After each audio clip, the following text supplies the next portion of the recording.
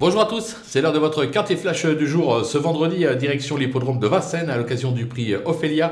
On va évoluer sur 2850 mètres, ce sera sur la grande piste bien évidemment. On aura un rendement de 25 mètres pour les plus riches du lot. D'ailleurs, les plus riches du lot, on va leur faire confiance en tête dans cette épreuve. Derrière, c'est beaucoup plus ouvert, il va falloir être bien inspiré.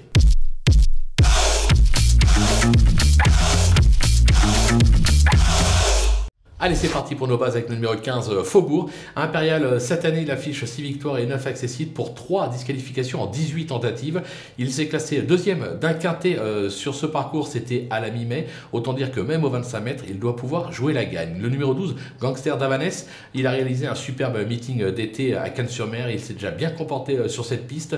S'il n'est pas trop émoussé de ses récents efforts, il est capable de jouer encore un tout premier rôle. Le numéro 5, Falco Duhamel, sa forme est sûre, comme l'attestent ses 3 récentes prestations, c'était en province. Il a déjà prouvé son aptitude à l'hippodrome de Vincennes et surtout, il aura Éric Raffin, l'actuel leader dans la course au Sud qui dort, qui lui sera associé, autant dire qu'on peut foncer les yeux fermés.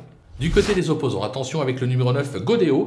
Sa forme est sûre, comme l'attestent ses 5 dernières sorties en province. Il a brillé sur cette piste par le passé. Sur sa lancée, il doit pouvoir encore avoir son mot à dire. Le numéro 6, Gaylord Jeff. La constance n'est pas son fort, certes, mais il a fait ses preuves sur cette piste.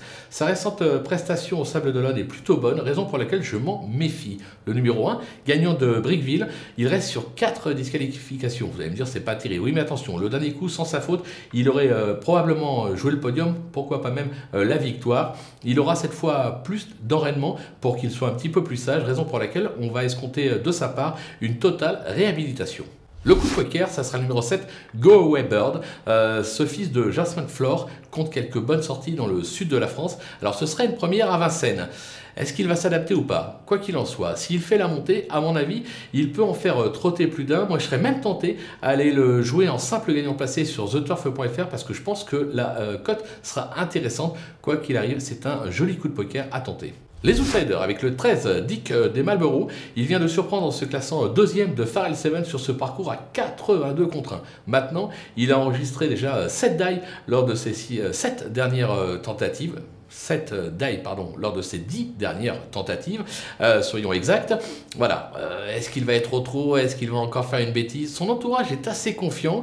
J'ai la sensation que s'il reste sage, il est capable d'en surprendre plus d'un, raison pour laquelle je l'ai racheté. Le numéro 4, Futé Burois, ou Fut Burois, mais on va dire plutôt Futé Burois. Il a déjà bien fait à gauche, mais ça reste surtout un spécialiste corde à droite. Il aura pour lui un engagement qui est favorable, il n'a pas de maître à rendre, raison pour laquelle, pour une petite cote, ça peut être amusant. Le numéro 14, Disco d'Ocagne, son dernier succès a été acquis à réclamer en juillet dernier, où il a rejoint les box de Fabrice Soulois. Il n'a pas démérité dernièrement sur l'hippodrome d'Anguin. Fabrice Soulois n'est pas très chaud, raison pour laquelle je l'ai mis un petit peu plus bas dans ma sélection, mais s'il vient à être 5e, ça ne serait pas une surprise. Et enfin le numéro 8, Extra du Châtelet, qui sait lire et écrire sur cette piste, mais qui vient de décevoir par 2 fois. Moi je le préfère nettement sur 2100 mètres. Maintenant, en valeur intrinsèque, on ne peut pas l'écarter totalement. Du côté des délaissés, le numéro 2, Équateur Mosin, il ne m'a pas convaincu ces derniers temps et semble un peu en dessous dans cette catégorie, raison pour laquelle on va simplement le regarder courir. Le numéro 3, Filou de l'Aile, ce spécialiste de la province est irréprochable actuellement, mais vendredi, la donne change à Vincennes et surtout dans cette catégorie, je pense que c'est un peu trop dur, raison pour laquelle je tente l'impasse. Le numéro 10, Des Sabots d'Or, ses dernières sorties sont bonnes, oui c'est vrai, mais c'était sur l'herbe. Vendredi, il va découvrir Vincennes en rendant les mètres, je pense que c'est trop compliqué, raison pour laquelle là aussi je tente l'impasse. Et on conclut avec le 11, Expresso Good, performant en province, il est un peu plus limité lorsqu'il se présente sur l'hippodrome de Vincennes.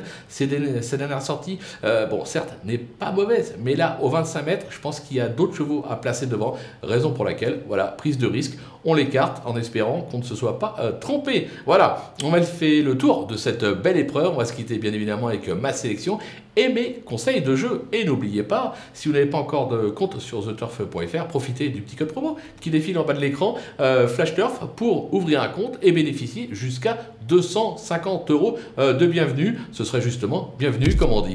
À vous de jouer!